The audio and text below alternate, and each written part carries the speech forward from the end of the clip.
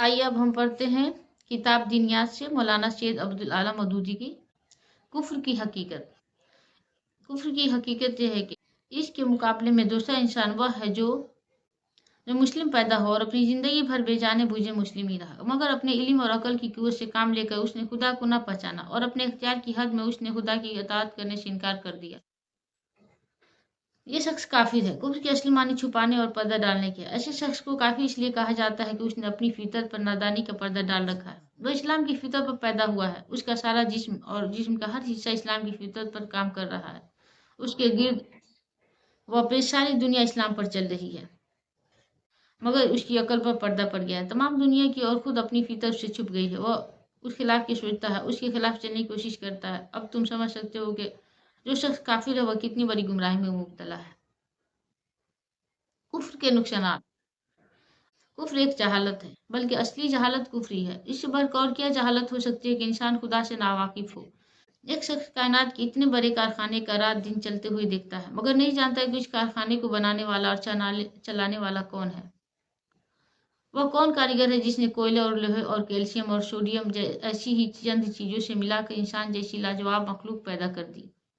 एक शख्स दुनिया में हर तरफ ऐसी चीजें और ऐसे काम देखता है जिनमें बेनजीर इंजीनियरी, रियाजी दानी, केमिया दानी और सारी दानाइयों के कमालात नजर आते हैं, मगर वह नहीं जानता कि वह इल्म और हुकमत और दानिश वाली हस्ती कौन सी है जिसने कायनात में ये सारे काम अंजाम दिए हैं। सोचो और गौर करो, ऐसे शख्स के लिए सही इल्म के दरवाजे कैसे खुल सकते हैं जिसको इल्म का पला सरा ही न मिला हो। वह ख्वाह कितना ही गौर फिक्र करो, कितनी ही तलाश व तजस्सुस में सर खपाए, उसको किसी शब इल्म का सीधा और यकीनी रास्ता न मिलेगा, क्योंकि इसको शुरू में भी जहालत का अंधेरा नजर आएगा और आखिर में भी वो अंधेरे के सिवा कुछ भी न दिखेगा। कुफ्र एक जुल्म है, बल्कि सबसे बड़ा जुल्म कुफ्र ही है। तुम जानते हो कि जुल्म किसे कहते हैं? जुल्म यह है कि किसी चीज से उसकी तबीयत और फितरत के खिलाफ जबरदस्ती काम लिया जाए। तुमको मालूम हो चुका है कि दुनिया में जितनी चीजें हैं सब अल्लाह की ताबे फरमान है और उनकी फितरत ही इस्लाम यानी कानून खुदाबंदी के इताअत है। खुद इंसान का पूरा जिस्म और उसका हर हिस्सा उसी फितरत पर पैदा हुआ है। खुदा ने इन चीज़ों पर इंसान को हुकूमत करने का थोड़ा सा अख्तियार तो जरूर दिया है, मगर हर चीज़ की फितरत ये चाहती है कि उससे खुदा की मर्जी के मुताबिक काम लिया जाए।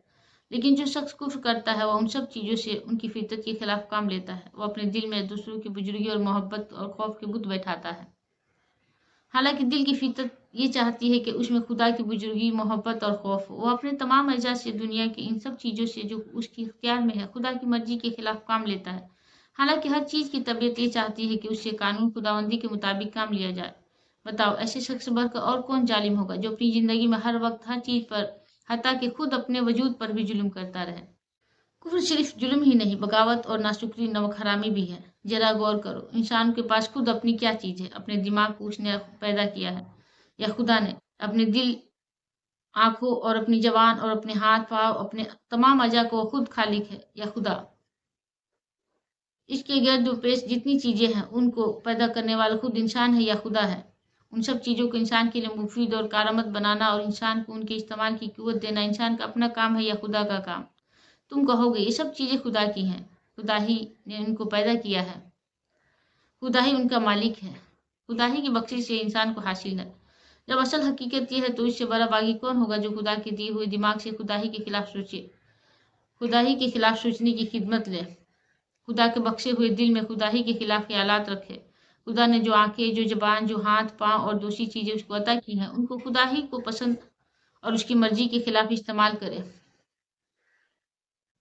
और कोई मुलाजिम अपने आका को नमक खाकर उसकी बेवफाई करता है तो तुम उसको नमक हराम कहते हो। अगर कोई सरकारी अफसर हुकूमत के दिए हुए अख्तियारात को खुद हुकूमत ही के खिलाफ इस्तेमाल करता है तो तुम उसे बागी कहते हो।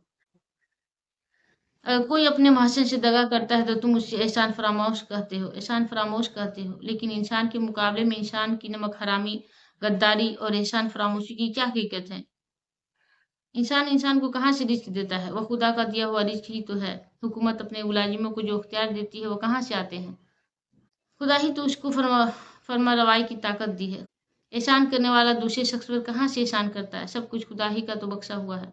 इंसान पर सबसे बड़ा हक उसके माँ बाप का है, मगर माँ बाप दिल में औलाद के लिए मोहब्बत किसने पैदा की? माँ के सीने में दूध किसने उतारा?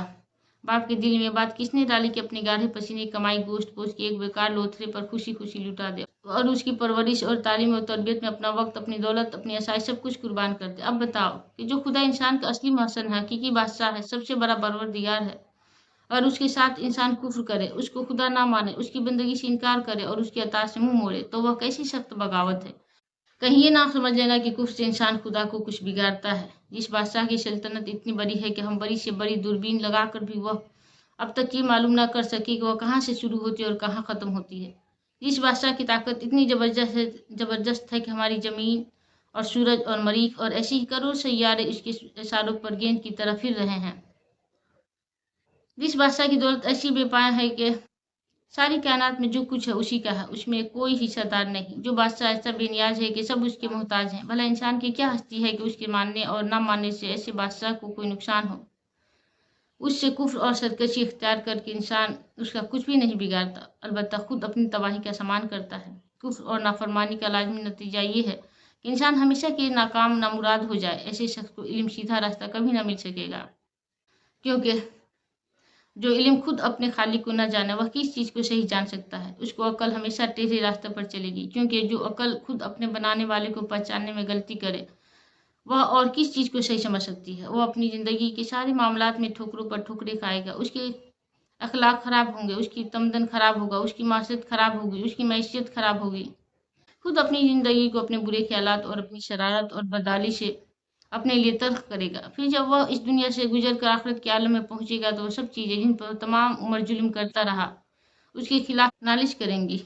उसका दिमाग, उसका दिल, उसकी आंखें, उसके कान, उसके हाथ पाँव, गज, उसका रोंगटा रोंगटा खुदा की अदालत में उसके खिलाफ इस्तगासा करेगा, मतलब कि शिकायत करेगा कि इस जालिम ने तेरे खिलाफ बगावत की और इस बगावत में हमसे ज़बरदस्ती काम लिया।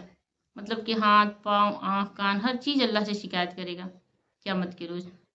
और वह दौलत जो हराम से आए और हराम पर खर्च की गई, वह सब चीज़ें जिन पर उसने बागी बनकर गासबाना तसर्रुफ़ किया, वह सब आलात और असबाब जिनसे उसने इस बगावत में काम लिया, उसके मुकाबले में फरियाद बनकर आएंगे। और खुदा जो हकीकी मनसफ है, उन जालिमों की दादरसी में इस बागी को जिल्लत की सजा देगा। कुफ्र के इतने सारे नुकसानात हैं। अल्लाह ताला से दूरी, अल्लाह को ना मानना, अल्लाह के हिसाब से नहीं रहने से कितने सारे नुकसानात हैं। ये हमें पढ़ने से पता चलता है। अस्सलाम वालेकुम रहमतुल्लाहि व बरकातहू। जाने अनजाने में कुछ गलत पढ़ी हूँ तो माफ़ी चाहती हूँ। मैं भी आप सबकी तरह एक आम इंसान हूँ। मैं भी कोई पढ़ी लिखी आलिम फाजिल नहीं हूँ, इसलिए मैं जो भी पढ़ रही हूँ आप सबसे शेयर कर रही हूँ, आप लोग के साथ पढ़ रही हूँ ताकि मैं भी पढूँ और आप सबको भी इसकी नॉलेज हो। अब हम चैप्टर अगली में पढ़ेंगे। तब तक के लिए अस्सलाम वालेकुम, जज़ाकल्लाह खैरन कसीरन। दुआ में याद रखें।